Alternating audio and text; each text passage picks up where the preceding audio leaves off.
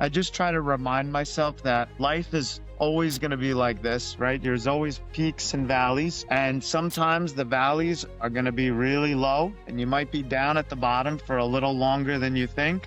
But when you climb up out of that valley and you get to the top of that mountain, the view is going to be incredible. I think the mental and emotional strength is vastly more important than the physical strength. I think it's just very, very important to keep moving forward. Despite, some days are going to be really bad, some days are going to be really good, there's going to be in between. We need to be consistent with our movement, just consistent every day. You have to do it. Working out every day, you have to do it. If you could speak directly to someone listening who's in the middle of their own adversity, what message would you share from your heart?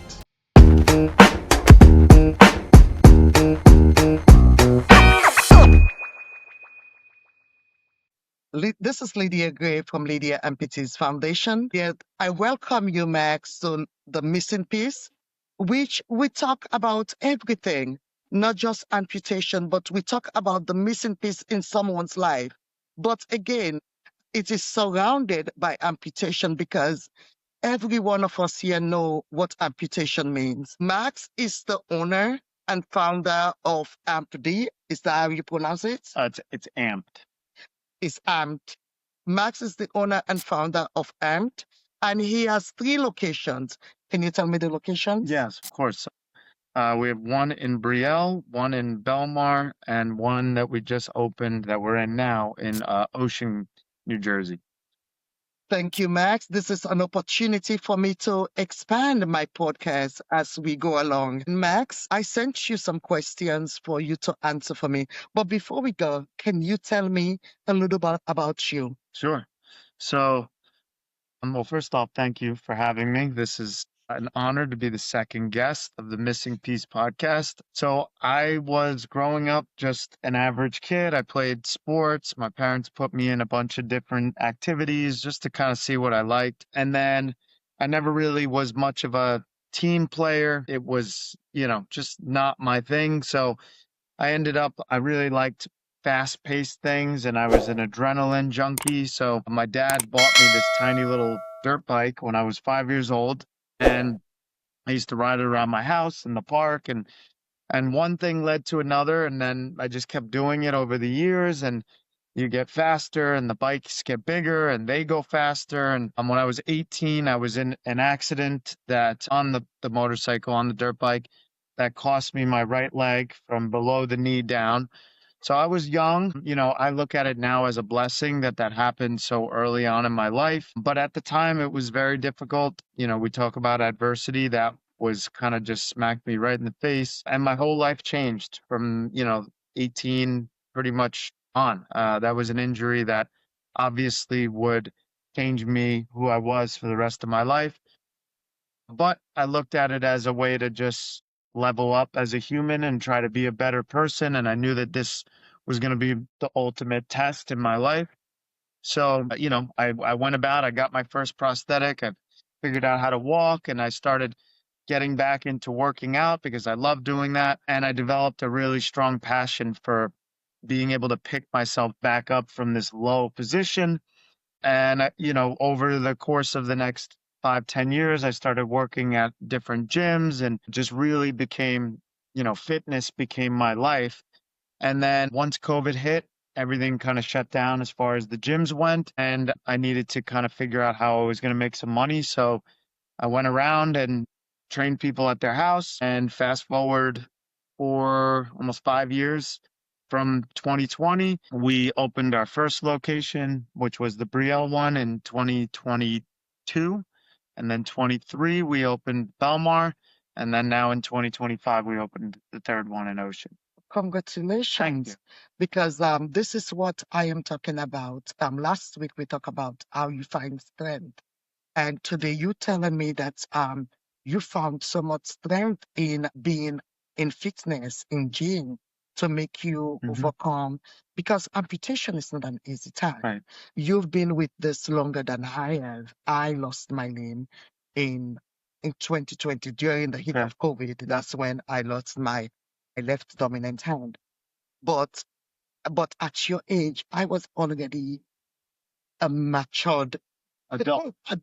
Yeah. When and being a child of 18, could only imagine what was going through your mind during that time. Right.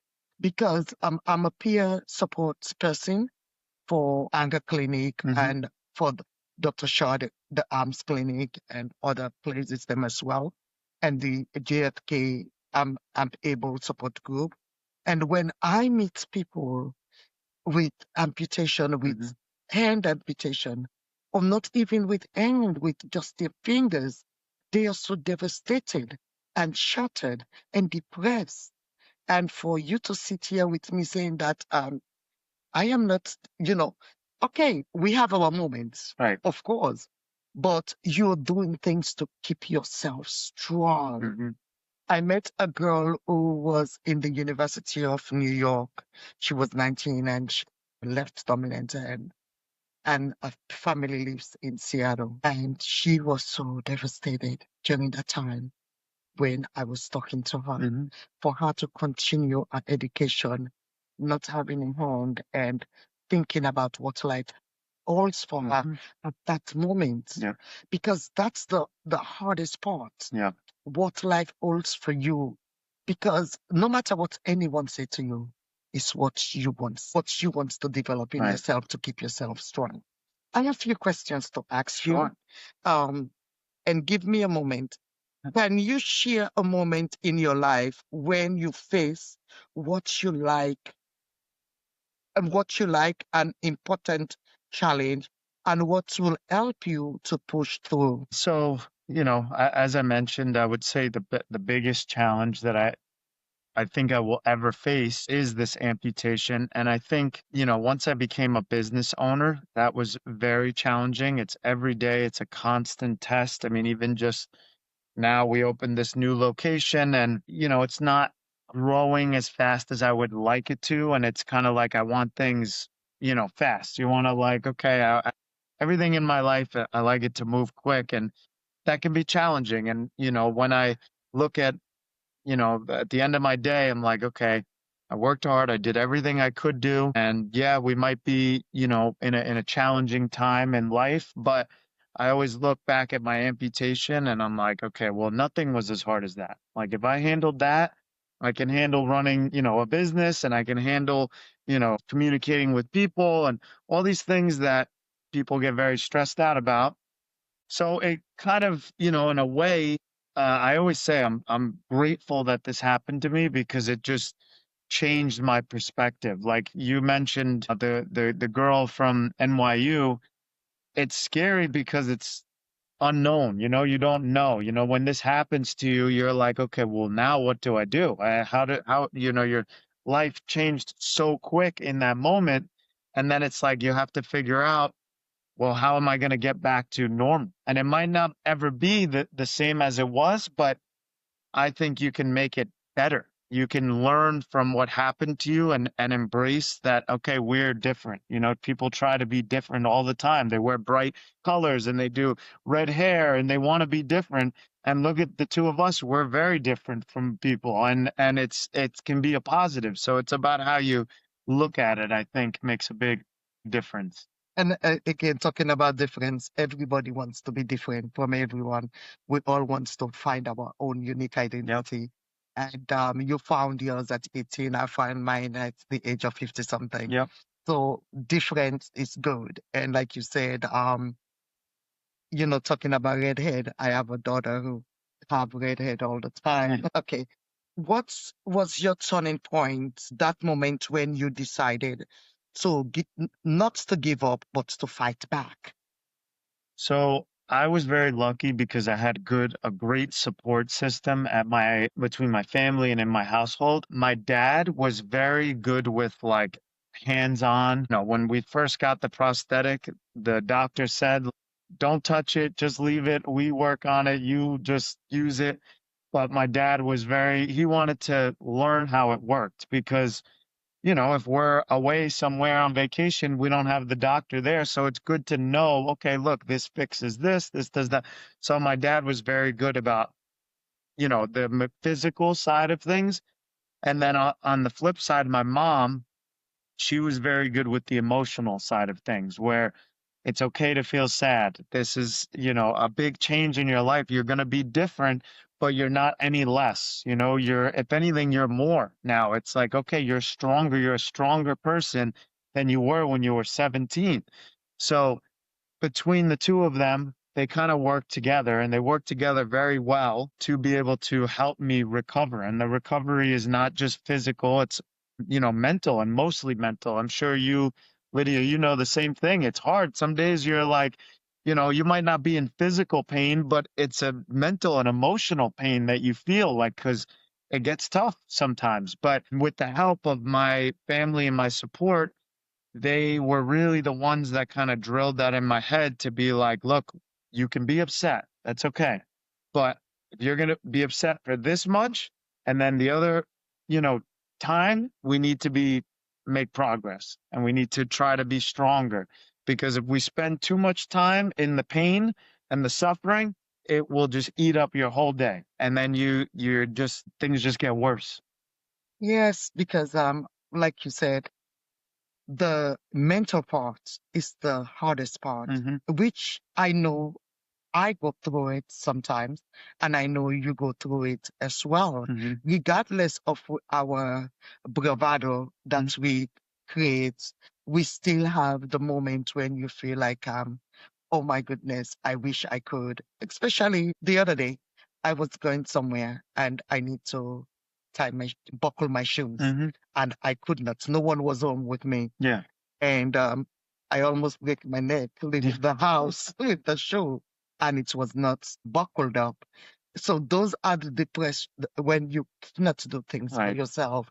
And I know with you, you want to go to the bathroom real fast, and then you're like, if any mistake you made, Yeah. you might fall Yeah. down. Your fall risk is Higher. is higher Yep. than most. Yes, we're doing very well. Yeah. How did your perspective on life change after going through adversity? I think that's a great question. I think the biggest thing out of this whole thing was how I looked at not just my life, but just life in general. Before this happened, I was supposed to go away to college. I was in high school. You think you're entitled to everything, right? You're like, you know it all. Nobody can tell me anything. And I was one of those kids. I just was like, okay, I didn't care about school. I was just going away to college with my friends, and I needed a reality check. I needed life to say, no, look, you need to take this serious, and you need to change your outlook. And this was what I needed. I think everything happens for a reason. And now at the time, it's hard to see if something, let's say you get a flat tire at work, or a flat tire before you go to work. It's like, oh man, I got a flat tire. But then you find out later that day, maybe there was a car accident somewhere that you avoided and it happened for a reason. So I try to think that way. And I'm like, okay, well, this happened to me for a reason. In the moment when it happened, when I was 18, 19, 20, it's like, you don't understand. I don't understand. Why did this happen to me? But now I see, you know, my gift, I guess you could say, or what I'm destined to be, what I was put on this earth to do.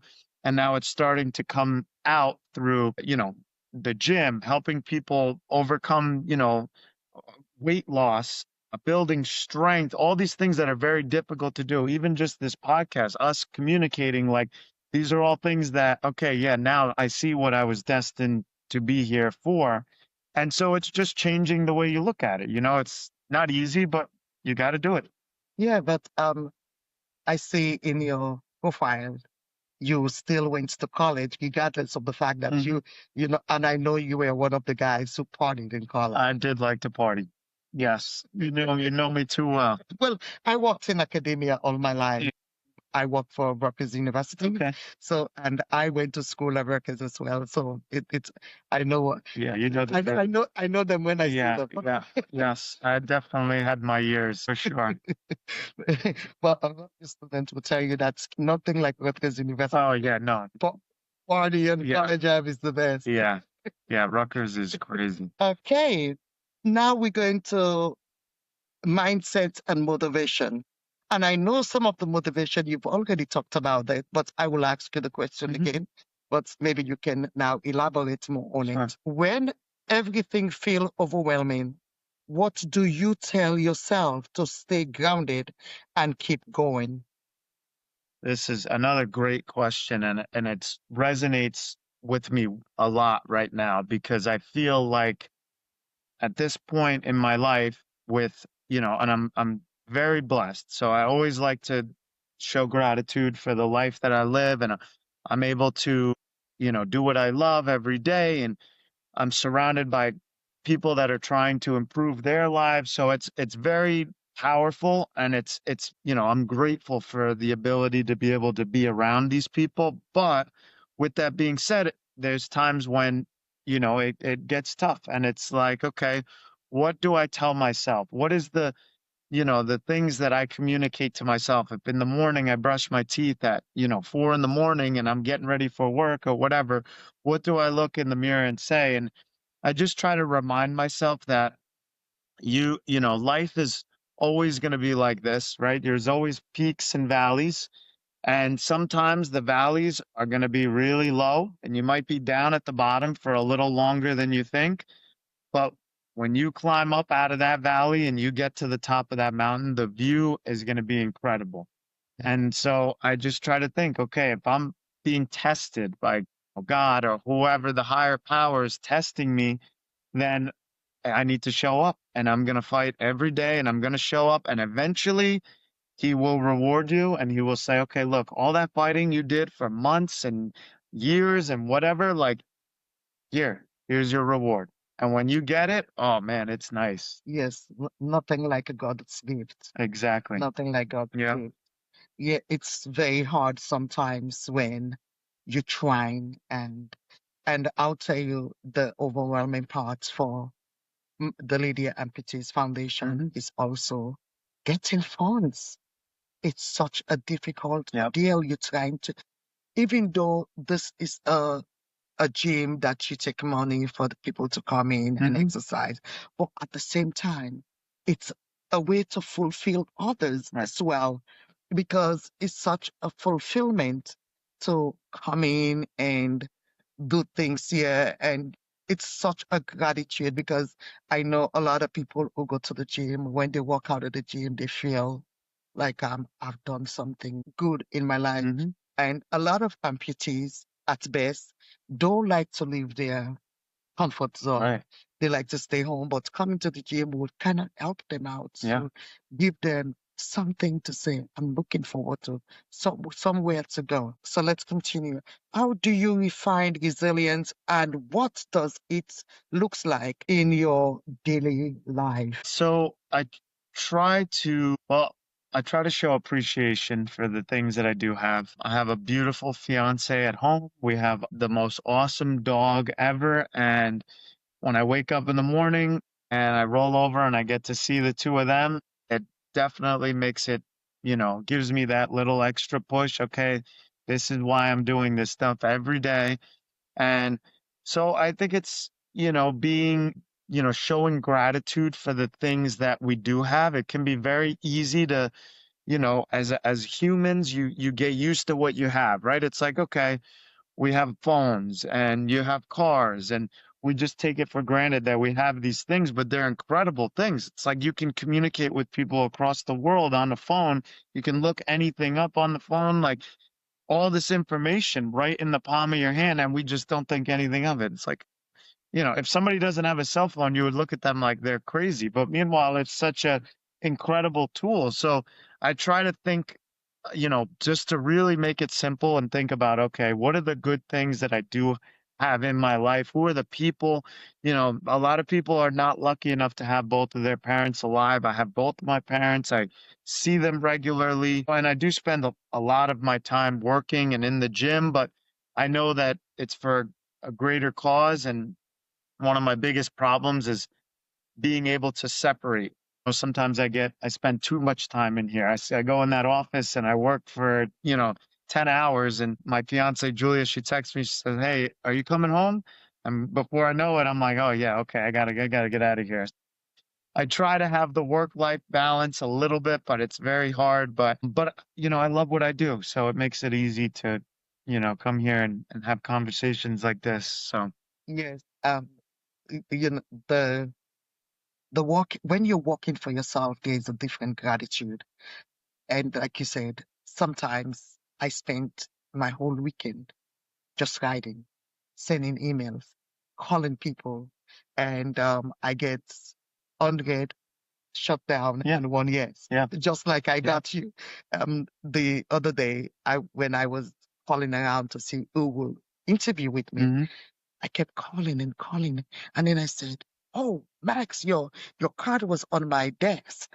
I said, "Oh, Max, yeah, let me call him." Once you said yes, it seemed like Makes my perfect. adrenal Yeah. just Yep. come all the way down. Yep. I shut down everything, and I said, "I'm not calling anybody. I'm Yeah. not right." Yeah, that's it. You did mission accomplished for the day. Mission accomplished. And I'm just gonna just close everything down. I'll deal with Max the next day. Yeah, yeah. That's perfect. Ask him for what I need and get things going, because I was getting a little anxious Yeah. because not having someone to come out and talk to me, because everybody have busy schedule. Yeah. You know, Yeah. for you to come out and say, You're gonna do this," this is a blessing, because as an amputee yourself, it's really something that we need Yeah. to talk to each other. Yeah. I started the foundation because I want awareness for amputees. Hmm. The amputees are not talked about a lot. And I've noticed that for every 10% I talk to, one person knows someone who is an Yeah. amputee. They will say my auntie, my grandma, Yeah. my mom, my cousin. I went to the Christopher Reed's Foundation seminar with Eric Legrand in Oh yeah. Woodbridge. Yep. So we were sitting there. I sat next to a lady, and she was like, "Oh, my friend lost her hand. Can you help me?" I think she's online. She's my dedicated supporter, Christina Crawford. She's such a dedicated woman. With Riverside, I cannot Yeah. see the people, Yeah. but I think she's there. And she was like, and then I met Christina, and to this day, every day we're together. Yesterday, she called me and said, "Lydia, I did not get a link to this." I said, I'm not doing it on Sunday. Yeah. I'm doing it on Monday. I said, with podcasts, that's the flexibility I Right. get. So I could do my third podcast tomorrow. Yeah. So let's keep moving. So many people see strength as physical. What do you learn about mental and emotional strength through your journey? I think the mental and emotional strength is vastly more important than the physical strength. Like we spoke about, we met at the event that we had at the gym with other amputees, and I've been lucky enough to be able to help, at least in some way, some other amputees that live locally. And what I've noticed with a lot of them is they have, I mean, yes, there are physical limitations. Obviously, now they have an amputation, they have to figure out how to use their leg and this and that. But the toughest thing for most of them is the mental side of things. It's okay, well, it's hard. My life is different. Maybe you can't go back to work right away. Maybe you're gonna, whatever the case may be, there's a lot of adversity and it comes in one, it hit you like a wall for these people. So I really try to push, if I'm training amputees, I have a few that come visit me. I try to really just make it like, okay, where's their head at? Where are they thinking? What is their mental space look like? And we attack, that because that's such a big thing. I mean, you could be the strongest guy in the world and be, super functional and everything. But if you have, incredible depression and you know, that's going to hurt you worse than your physical limitations. So I think, to wrap that up, it's like we got to be mentally strong, and it's not easy to do that. I think it's easier to be physically strong because when you just work out and you eat right, like the results happen. But on a mental side of things, it's a constant every single day you're being tested and you got to work on it. And you never really, it's never like solved. It's always like, okay, even the happiest people in the world have sad days. And it's like, okay, yeah, you have to figure out how to bounce back. So, yeah. Yes, yes, yes. Mental and emotional strength is very, very vital. Yeah. I found my mental strength through having children at home who were teenagers, now they're all adults. And I want them to uphold their life better than me. And I realized that though I was physically damaged, I have to be emotionally Strong. and mentally strong Yeah. for them, because otherwise my emotional status would have drained them. A lot of times people don't know that someone with emotional deficiency drain you faster than even physical you can deal with. Yeah. Yeah. But that emotional Yep. and Takes a toll. takes a toll. Yep. That's why I refuse to cry all day. Yeah. Because otherwise I am going away from the people that loves me are gonna stay away from me, because they're gonna tell me, oh my God, calling me there again. She's gonna be lamenting about her home. And there is more to life than the hand. Right. Okay, fine, the hand is gone. It's not going anymore. Yeah. Yeah. That's a good point. But my mental stability is here. Yeah. And I found that with also helping other amputees and talking to them, those who are mentally damaged because their amputation or physical disability have really make them feel Yeah. less of. Yeah. And I refuse to let myself feel like that. No, you never should. No. If anything, it's more. It's like you become this stronger person. I mean, look at, even just with you, with your hand, like it's incredible. And you had a greater purpose because you knew your kids are, they're looking at you and they're looking up to you and you go, you're the mom and you got to be strong and that's what you do. Of course, because I'm not trying to create a liability in the Right. society. I'm Right. trying to create people who are going to be just like you, wants to work hard regardless of your physical ability.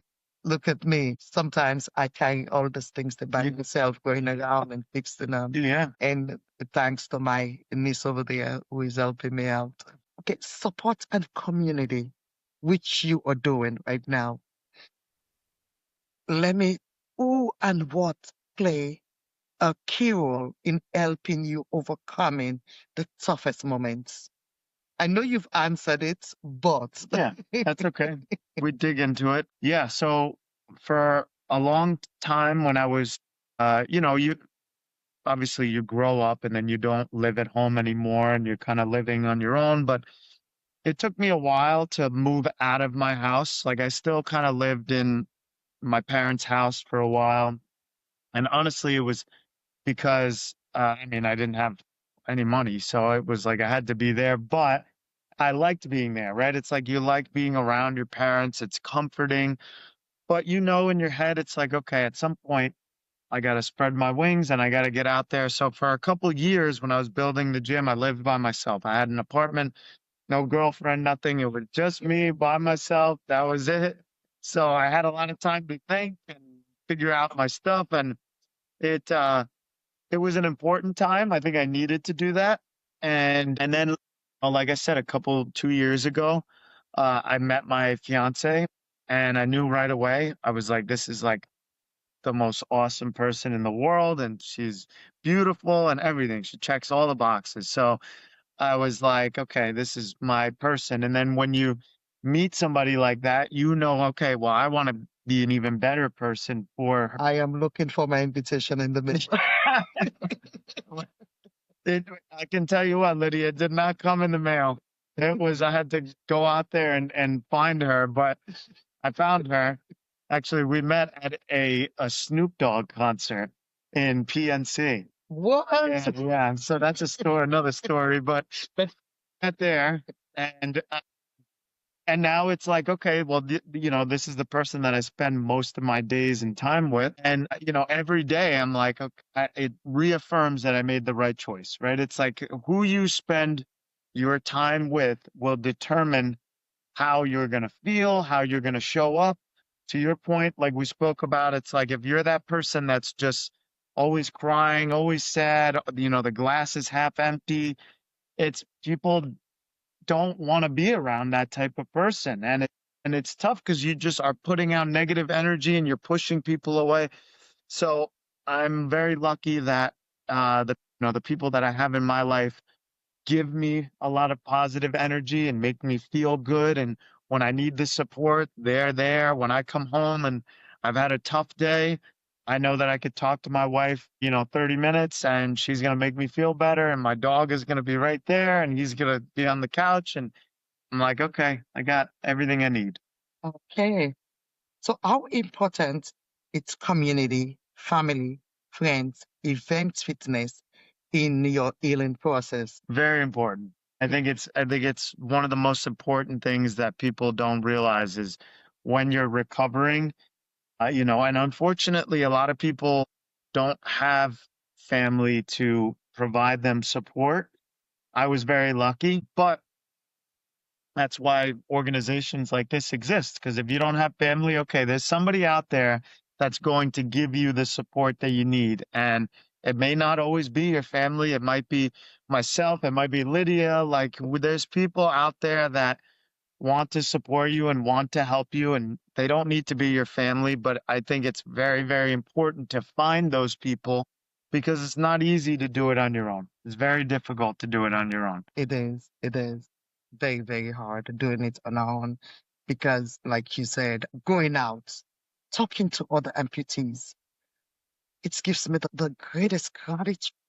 Meeting them, Yep. seeing the positivity in them. Yep. I met another guy. There is a guy called Jason Kruger, Okay. and I met him one time. He had brilliant guy. He was working for an electrical company.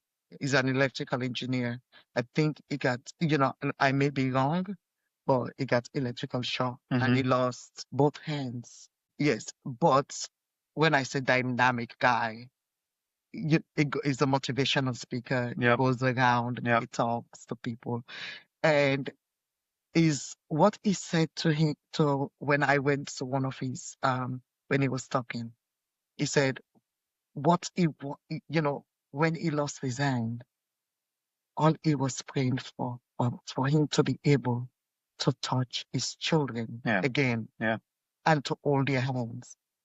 And the prosthetic have given him that ability to hold those children. Because holding someone's hands with the prosthetic, you feel it within you, like Right. you holding, Right. just like if, this is your leg, if you put your prosthetic leg over your girlfriend, it feels like Yeah. Yeah. Yeah. and that's the same thing when I hold someone Yep. with You can feel it. I could feel it just Yeah. the same way I can feel it with my right hand that is here now. So really community and Incredible. it's incredible. Community and has been A big thing. a big thing, and meeting out with other people, mingle, party. Yeah. Yeah. Yeah. I like that. You know, you don't want to see me in the Oh, party. yeah. We party hard, huh? So, what advice do you have for someone who feels alone in their struggle right now?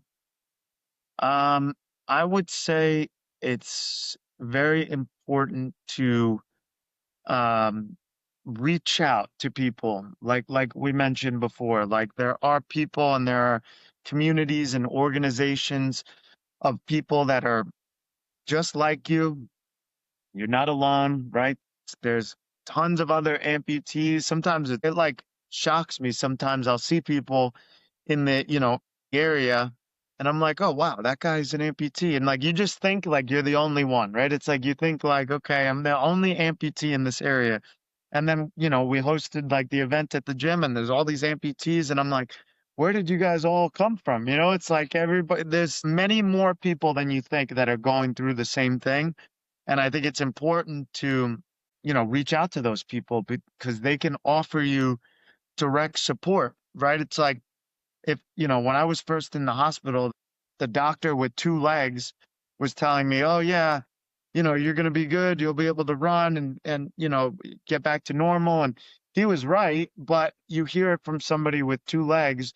Whereas, I had a friend visit or a guy that I met online. He came to visit and he had one leg and he's telling me, and I'm like, okay, I believe him because he's in the same position as me. So when you can find people that are in a similar position to you and tap into them, it's just you're spilling the overcoming adversity type of thing to other people. And again, like your gym, the amputee gym right here, this is a way to also find strength. Hmm. People should reach out to you, come out here and just exercise. Yeah. It's a way for people to find enormous connection and Yeah. strength.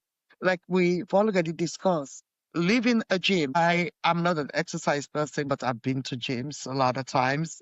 And when you go there and you get out, you can Yeah, you feel. Yeah. the energy, Yeah. the strength, the ability to say, yes, I'm here. So this is another good place. Growth and transformation. Let's dig into that. How did adversity shape your purpose and the work you do today? So I don't think I would be able to make the impact that I have without going through what I went through myself, right? It's a lot of people that come to the gym, they're looking for weight loss and they're looking to get stronger, and those are hard things. It's hard to do that, right? It's like, okay, it's hard to lose, 20 pounds. It's hard to squat, whatever. So but I feel like being that I went through a struggle myself and I was able to overcome that. I mean, it's always a battle, but I'm definitely better than, I was when I was 18. And so me going through it myself helps me kind of portray that to other people and share that like, okay, look, if I could do it, you could do it. Anybody can do it, right? It just takes a couple things and you got to be resilient and you just got to not give up, and it's consistency and it's discipline and it's doing the things that you don't want to do but you do them over and over. When you work out, if I leave the workout on day 1, I don't have, big muscles on day 1. It takes a long time. You have to do it over and over, and it's the same thing when you get a prosthetic. You're not going to run the first day. You got to learn how to, okay, we got to walk. How does it go on? So it's just a lot of steps that people don't realize, but it's patience and just consistency and discipline. I know your parents are very proud of your growth in life because look at how much you're branding yourself. 3 app gyms that you've opened, and I believe you're still a young man. I know you're still a young man. But again, you're not sitting down and saying, woe, it's me. Woe, it's me. I'm a GPT. I want to. And I am in a lot of amputee groups online, and I've seen a lot of young guys. They just sit. You look at their pictures, you know that all they want to do is just sit home and feel pity about Yeah. themselves, not doing anything, don't want to get out, don't want to. make the effort, because every time I have a new hand, I have to go back to the physical therapy or the hand therapy to get me to the new one. Right. Because every one of them comes with their own different composition. They just, I'm in the process of getting a new hand, and the one that they gave me now, it's nice and fast. Yeah. I was able to hold my pen and write with Yeah. it, which was good. But in order for me to be able to use it as best as I could, I need to continue to want to, like you Yeah. said, you cannot come to the gym and wanted to lose Yeah. weight instantly the first day. It's a continuous, Yep. continuous Yep. process. Oh wow, we're doing well, isn't it? We're doing great. Looking back, what lesson did you challenges to teach you that success never could? So I think this is a quote that I try to read a lot and remind myself of, but when you fail, when most people, fail, it can be very discouraging, right? It's like, okay, I tried all this, I did all this and it didn't work and I failed. But somebody who truly achieves success looks for the failures. They try to find it. They say, okay, look, this is not how to do it. Yeah, this didn't work. This didn't work. This didn't work. This one worked. The same thing as when you were calling people the other day. 9 people said no, right? They didn't have enough time, whatever. The one person said yes. So it took 9 failures to get the one success. And it's not easy to look at that, but if you can, you just say, okay, well, this is part of the process. I have to fail. I have to fail 9 times. I have to, in order to get the one success. And if the people that fail the most and keep going are the people that become successful, always. Yeah, when I was in high school, I used to have a math teacher who said he failed in college so much, but now he was one of the best math Oh, teachers. yeah. He said the reason why he became the best because he learned more. Yeah. Yeah. You learn the hard way sometimes, but He said the ones who passed the first time, they don't remember why no. they passed. Yeah. He said, but he remember why he failed. Yeah. And so he's able to apply Yep. the same principle so that we can succeed. Yeah. And he was, when I said, one of the greatest math teachers I've ever seen. You've ever had. Yeah. How can someone begin to transform their pain into power or purpose? Oh, that's tough. I think you have to. So again, I'm gonna talk about my fiance because she's a good example of this. But she, she works a job that is very corporate, right? It's okay. I, go to the office, blah blah blah, whatever. So I think, there's a lot of security in that, and there's nothing wrong with working that type of job. But I know her; she's a very creative person. She likes to cook. She likes to do art. She likes music. Her parents have instilled that in her. And in my opinion, she does, works this job that kind of dims her light, right? It's like, okay, she's a very vibrant person. And when you work a job or you do stuff that you don't like to do, it doesn't let you shine. So I feel like the most important thing people can do is find something that they enjoy doing. You have to. It could be throwing a ball against the wall, and that's my favorite thing to do, but I do it, at least once a week for whatever.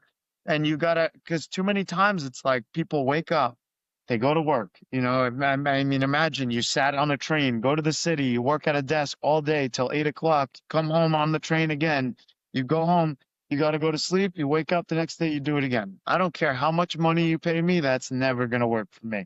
So it's the same thing. I tell her all the time, I'm like, look, you're such a creative and colorful person. Let's find something that you like to do. Let's do what you like to do. And then you will find a way to make money doing that. If you like doing it, somebody will pay you because you like doing it. I love to work out and people pay me to help work out with them. So it's like, okay, yeah, I found what makes me feel powerful. But you have to find that and you have to be willing to take a chance because, in the beginning, I was training people and making no money because nobody knew who I was. Nobody knew anything. It's like, okay, well, I'm going to do it for free. And then eventually, like, oh, yeah, you get good at it. People want to pay you. So it just takes time and it takes, you got to take a chance on yourself. Okay. Yes, yes, yes. So do you still do at home physical therapy to people? I don't do anything like going to their house now. I did that for a long time. Now with the gyms, it's like, okay, if somebody wants to come train, they usually will come see me at the gym just because we have more equipment that we can use and stuff like that. At home training is great if you're, an amputee and you need something like that. Some of them do. It's a great service if you can find somebody to come, even just to go for a walk. Like it's great. We got to get moving. And that's what people don't move enough. Is it just amputees that you deal with, or do you deal with other physical ability people? So it's mostly amputees that I've had, experience with. I've had a couple people with hand amputations before. We have to get a little more creative with certain things, but we make it work. So yeah, I mean, mostly amputees that I've dealt with, in the gyms, but there's people in my gym that don't have any amputations and we have to modify more things for them. If it's okay, it's a back, it's a shoulder, it's a knee issue, whatever it is, we have to, as the trainer, be able to think on our toes. And just because somebody has a bad back doesn't mean they should never work out. We just have to work around it. Well, I think physical therapy usually prescribe physically doctors usually prescribe physical therapy for people with back and see whether or not it's gonna help them. So hence the reason I am asking, you know, are you just closed up, or are you open to other individuals? Oh yeah, well, no, we're open to anyone. I'd love to try to figure it out. If I could, everyone is entitled to feeling good. And when you leave a gym, like you said, you feel you worked out, your endorphins are, you know, everything's boosted and you feel really good. Everyone's entitled to that feeling. And we'll figure out a way to make it happen. Yes, yes, yes. And I'm glad you talked about going to the office. I went to the office a lot, a lot of times, Yeah. even, being in suits and high heel shoes and dressing up and looking, you know, I thought I looked fabulous, but it was not giving me the satisfaction, Yeah. the purpose for me. Yeah.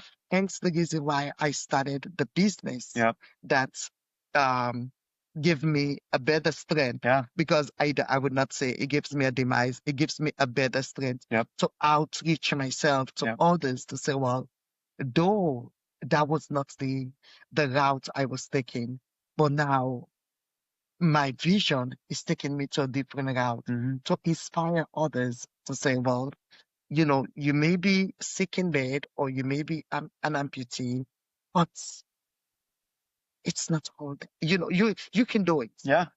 You can do it. Yeah. It's not the end of your life. It's not the end. It's not the end all be all. No. You can get up and Yeah. let's go. Let's Yeah. go. And again, we have to tread carefully when we're dealing with people who are fragile, because my strength does not mean that it can transcend into someone else's own. And maybe it might look negative to them because I feel like I am able, like a driver, Yeah. show up. Yeah. And I can do things, but they are not that. Their strength is not there yet. Yeah. So you have to kind of like understand their mind. Yeah. Before. More empathy. That's a big problem that I have myself is I, you know, I want to help people so bad sometimes, and sometimes people are not in the position yet to want to help themselves. And I look at, and I in my head, I'm like, why does this person not want to, you know, take these steps to feel better? And again, my fiance tells me all the time, she's like, they just weren't ready. They weren't ready. And sometimes people don't have, the strength that you and I have. Maybe, not everyone has that. You want them to have it, but maybe not yet. And that's okay too. Practical and inspirational. What are the three habits or practice that keep you strong and focused when life gets hard? I think I like to, being that I'm competitive and like, I did sports and motorcycles and all this stuff. I'm a very competitive person. I've always been. Me and my brother are competitive. Like I'm always in like a competition, which is good and bad. But I always think about like, for example, my business when I'm working, when I'm calling people, I just think in my head, like, okay, my competitor, the other person, the gym down the street, whatever it is, are they going to call as many people as I'm going to call? No, no way. They're not going to beat me. I'm going to be the best. I'm going to call the most people today. And so that's one thing that, that I think about is like, okay, I'm just do more than the other people. And if you can do more than the majority, you will end up in the top. And you just got to do that over and over and over. That's like a huge thing. And I think my parents kind of instilled that in me. So, I know it was like three things, but the second thing is just my dad was very big about like, okay, if you start something, you got to see it through. Like we don't know, we don't quit. We just keep going. We keep going. We keep going. And uh, the third thing is just, being like I keep saying, being appreciative of the things you do have. I feel like that's hard to do when you're on a mission and you're just always running forward. It's good every once in a while to look and see, okay, I have family, I have friends, I have a car, I have a phone, about business. Like these are all great things that it's easy not to see those. So I try to be very appreciative of what I do have. That's wonderful. That's great because yes, we have to be appreciative of what we do have and what we have around us. Next question. We only have two questions left, Oh, so we're getting there. yeah. How do you celebrate progress even when the journey feels slow? Ooh, that's a good one. Yeah, we party. No, not actually. I don't really as much as I used to, but I try to. Sometimes I don't celebrate enough. I think, I'm hard on myself with a lot of things, and even if like right now I feel like I've been working really, really hard in the business and long hours. I mean, every day it's like I'm up at, 3:30, 4 o'clock every day, and I don't get home till 6, 7 o'clock. So it's been long days, a lot of hours. We just booked my fiance and I a vacation in the end of November. So we're going on like a little cruise for a couple days. So we need to, yeah, I got to do every once in a while. I'm like, okay, I need something just to look forward to. But I don't, I'm not a big like celebrator, of things. It's like, okay, good job. Now we go on to the next. So maybe that's not a good thing, a great thing, but I try to break it up. We go on vacation every once in a while, celebrate. Me too. I'm very hard on myself. I don't celebrate myself a lot, even Yeah. when people are giving me, tapping me on the back of Yep. what I'm doing. I kind of like, stay humble. Yeah. Yeah. Because, again, it's something that is within me to do, and I don't see myself.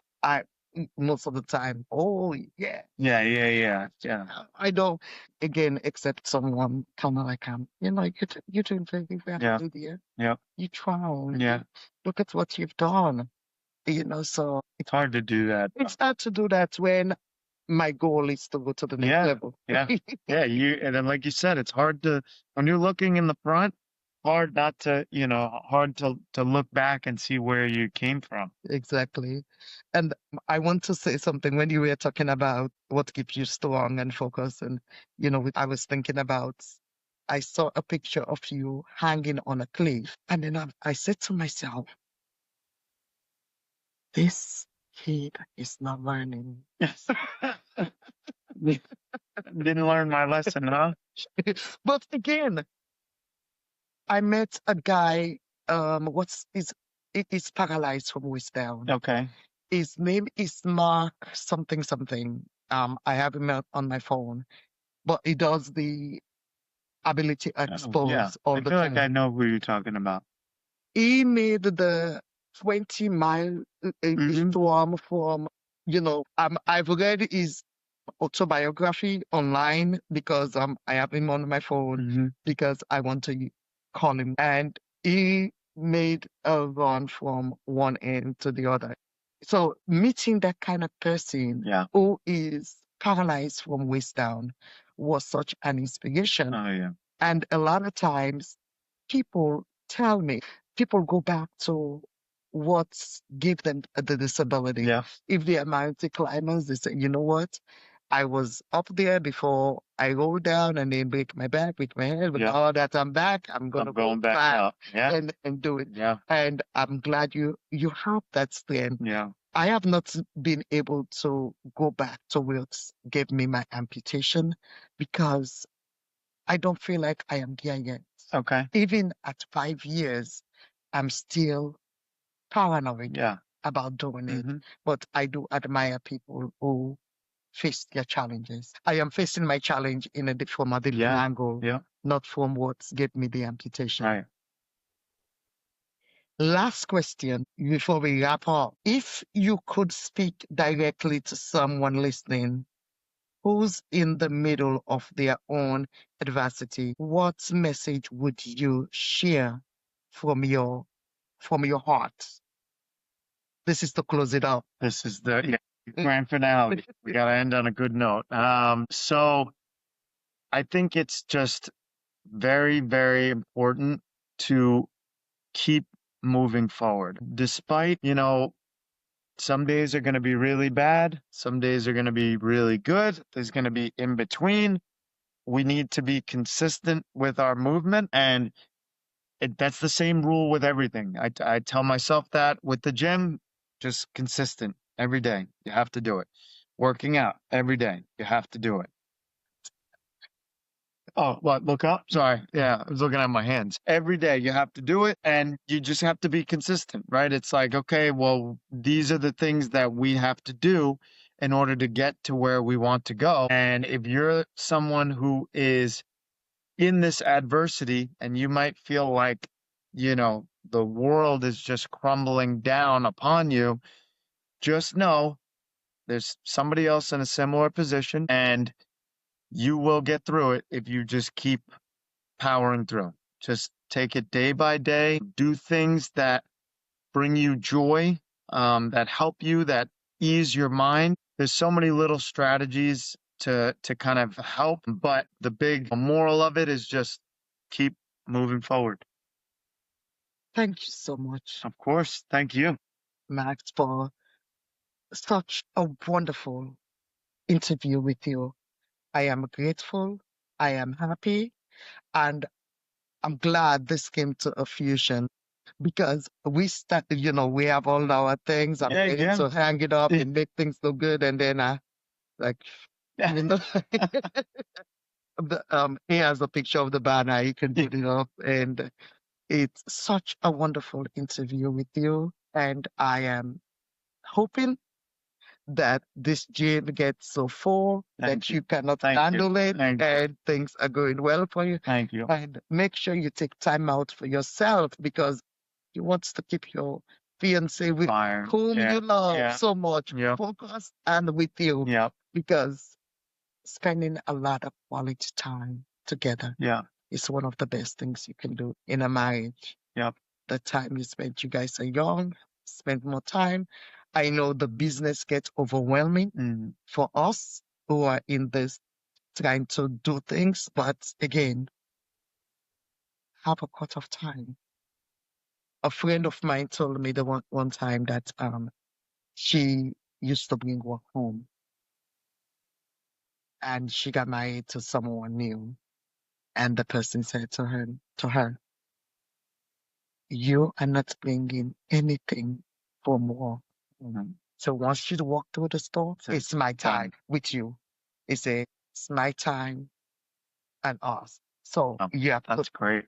that's great. And it's hard It's hard to do. because it's hard to do because I see myself sitting 2, 3 in the morning, writing in Right. bed Right. while my husband is sleeping. Yeah. Just keep going because once I start, I cannot stop Right. until I push the button Mm-hmm. and send it off. Yeah. But you have to get a cut of time. Thank you. Thank you so much. Thank you. Thank you for your time. Thank you for everything.